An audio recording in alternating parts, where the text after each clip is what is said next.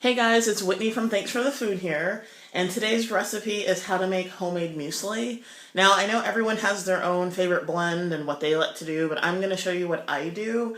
I have been challenging myself for the month of August to basically use what's in my cabinets first before I go out and buy new food because I've been kind of buying a lot of stuff lately to try, and my cabinets are chocked full of stuff that I kind of bought at one time and thought, oh, that would be cool to try, but I haven't done anything with them. So that's my challenge for this month, is basically to come up with recipes based on ingredients that I already had in my cabinets already. So one thing I decided to do was make my own muesli. Now, this is the muesli that I've basically made. And you can kind of see, sorry for the bad lighting, I'm still kind of getting my,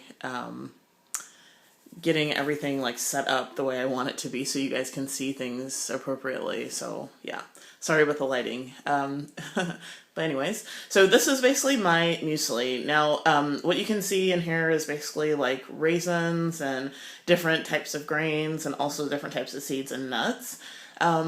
And I know it probably looks really complicated to make this, but what I basically do is just take a pre-made mix of grains, which is this. I bought this in the Norwegian grocery stores, and this basically, here, I'll do like this so you can see it. And this cost me, I think this was like 16 kroners and for half a kilo. Yeah, this cost me 16 kroners for half a kilo, and so basically a full kroner I think is 32 or 33 when you round up kroners per kilo, which is pretty inexpensive. And I basically just take this like grain blend and then mix in my own nuts and seeds, and that's how I make my own muesli. You can, of course, as well, like buy your own muesli in the grocery store, but when I can kind of make my own, including all the nuts, the seeds, and the dried fruit that I use, when I can make my own for, 40 kroners or something like that, or when I can make my own for 50 kroners a kilo as opposed to 80 or 90 a kilo, you kind of get to save money. And I bought this because I wanted to try it for some other things. So, yeah, it's just kind of, like I said, nice to be able to buy things and then just try them. So this is a leftover batch from something that I made I made this about 2 weeks ago when my mom was here, just to like try something different. But when you're going to make your own, so you basically just, this is like really easy, you basically just like buy the mix, which is this. You basically just buy the mix, and you get just a clean bowl, and this is just a plain, bowl. I'm going to use, this is a bit of the leftover mix I didn't get to use the last time because I didn't have enough in my, like, storage container.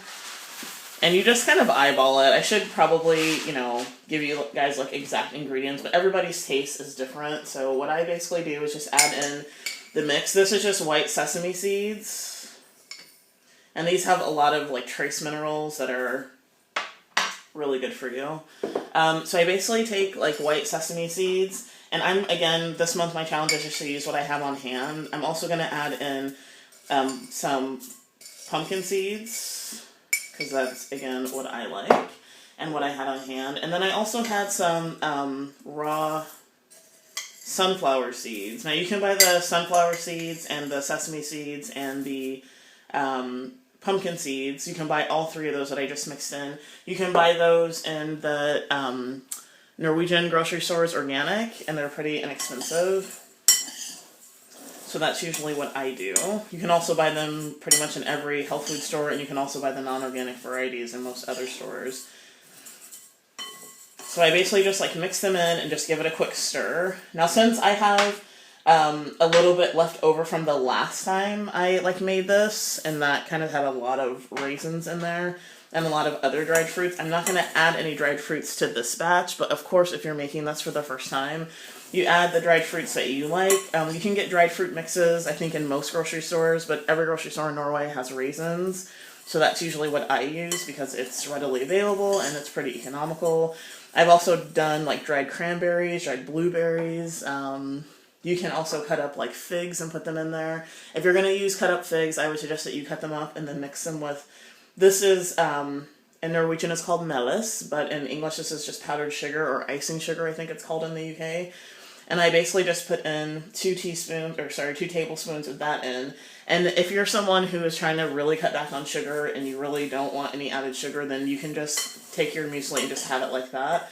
I like to put in, I don't think 2 tablespoons for this much muesli is that much, and it just kind of makes things a little bit sweeter, but not too sweet. And this is, enough muesli for, I don't know, for me this is probably enough for the next like 2 weeks, because I have muesli every day for breakfast, and then also as a snack sometimes when I come home from work and I'm starving, or before I go out, just to put a little bit of something in my stomach.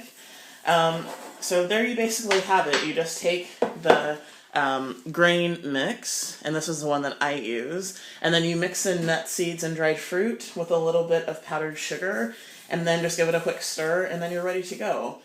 Now, one other flavor variation that you can use is you can add in things like cinnamon, you can add in vanilla, you can also add in mixed herbs, nutmeg, a little bit of mixing cloves. You can add in pretty much anything that you want to kind of give yourself a nice flavor. The next thing that I do after I've mixed this is I just basically put it in a storage container. This is just something I got from, one of those big box stores that everyone's heard of. And I like this one because it's airtight. It's also got that plastic, or maybe that's a silicone ring that just helps kind of keep air out. And I like that because it just makes sure that everything stays fresh, and it also makes sure that everything stays crispy. So I basically, or not crispy, that it doesn't get damp from all the moisture that tends to be in the air in Norway. So I basically take the 4-corn mix in the stuff, and then when I'm ready to basically store this, I just get a big spoon and just spoon it all in.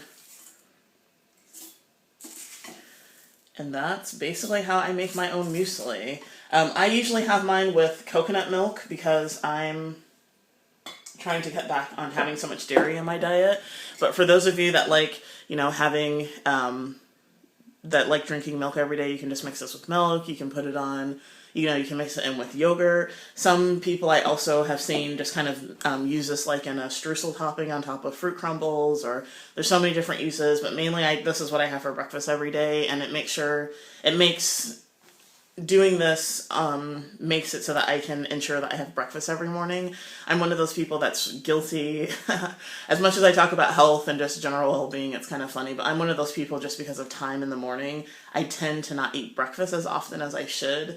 So that's something I'm really trying to work on, and this, basically making this recipe allows me to always have a hearty muesli because of all the nuts and seeds, and just makes it easier for me to have breakfast every day. Basically is what I'm trying to say. Yeah, so that's my recipe for making muesli at home, the quick and easy way. I know that was a very long explanation for a recipe that takes about, 30 seconds to make. But again, you just want to use your grain mix, and then mix in whatever nuts, seeds, and dried fruit that you like. Add a little bit of powdered sugar and or other flavorings, and that's it. This is Whitney from Thanks for the Food. Thanks so much for watching. See you next time. Bye!